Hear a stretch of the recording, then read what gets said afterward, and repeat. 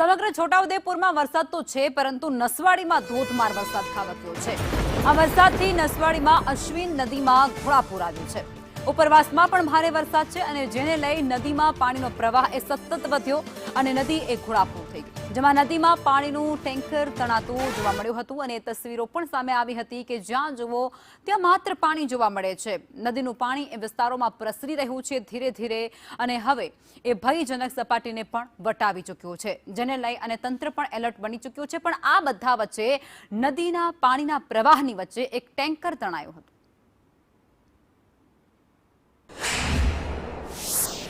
છોટાઉદેપુર જિલ્લાના નસવાડી તાલુકા સહિતના ઉપરવાસમાં જે રીતે ધોધમાર વરસાદ પડ્યો છે અને અશ્વિન નદીમાં હાલ ઘોડાપૂર આવ્યું છે।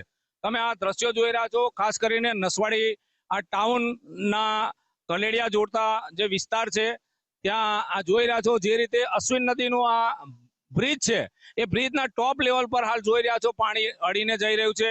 અહીંયા ખાસ કરીને અશ્વિન નદીનું પાણી મોટી માત્રામાં લોકો જોવા માટે ઉમટી રહ્યા છે।